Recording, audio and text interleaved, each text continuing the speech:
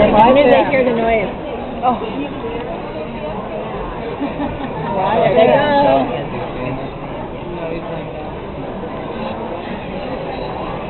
They're in their bellies.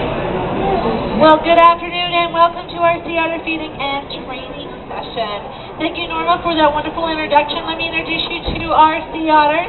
From right to left, we've got May, Maggie, Rosa, and Tula should be in and around here somewhere. Here comes Maggie up and into the bucket. If you're looking through the monitors, you're probably getting a really good look at Maggie right now.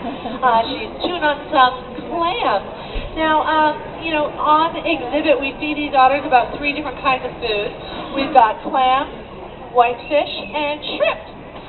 In the wild, sea otters would eat a variety of over 50 different kinds of food, but they usually specialize in just a few different kinds of food, and they get these preferences from their mothers. So they learn to eat the things that their moms eat. Anybody here eat the same things that you like to eat as a child? I do. Yeah, same with our sea otters.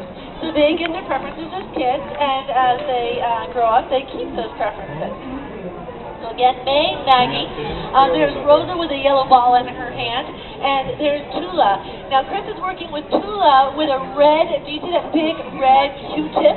It's a target, and what we use that for is to focus the energy, or the gaze of the otter, so we can take a close-up look at it. Oh, look at that. That was, May, and she just did a lift right there. Maggie's up at the doing a peek in over there. So May did such a great job that Celia has just put down some clam and some squid down there for her to munch on and just enjoy. It also gives Celia an opportunity to look really closely and just observe her behavior, look at her coat, her eyes, all those things that are important in terms of making sure an otter is a healthy animal. So the trainings that we're doing are designed not only to keep these animals active and engaged, but also to make sure that they are healthy and doing well. They are wild animals, and like all wild animals, they will mask any injury or illness. They're not like us. We get sick and we're like, oh, I have to go to bed. These animals are not like that, because in the wild, right, injury or illness might make them susceptible to being hurt or being preyed upon by another animal. Look at this yellow. So they mask those injuries or illness. So we have to be especially attuned to these animals to make sure there isn't anything else going on. Now Todd over here is working with Rosa and these 2 yellow objects. He's doing an on request. So the idea is that he asks Rosa to give him the objects back.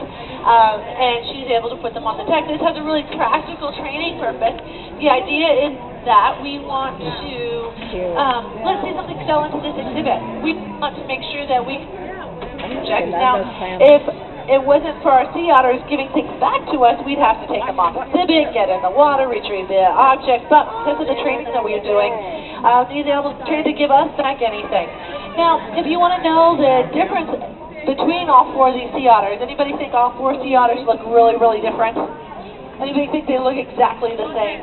They do look pretty much the same, except for some small different characteristics. For instance, Rosa here, great way to tell her apart is she has that yellow flipper tag on.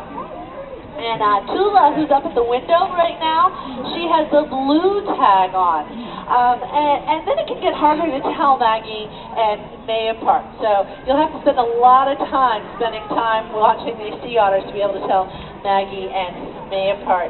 So Maggie's in what we call the spa there. If you're watching through the monitors, you're getting a good look. She's got a big piece of tubing she's biting and playing with there and moving around with. And so she is having a lot of fun with that.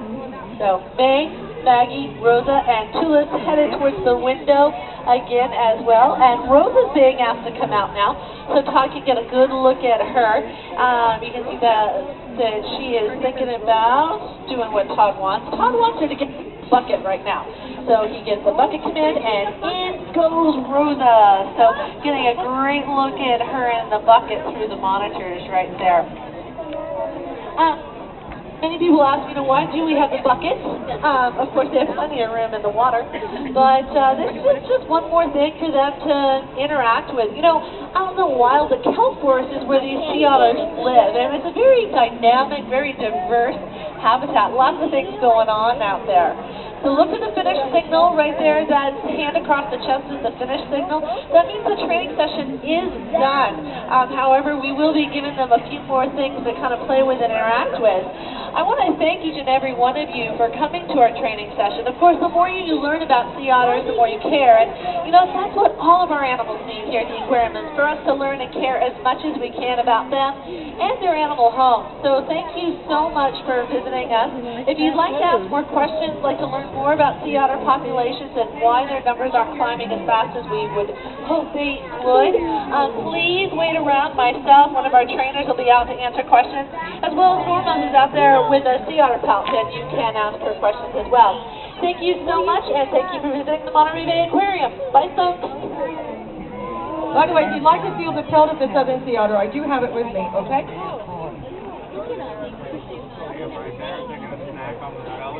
On the bottom, every time that they drop. Yeah, let's get that.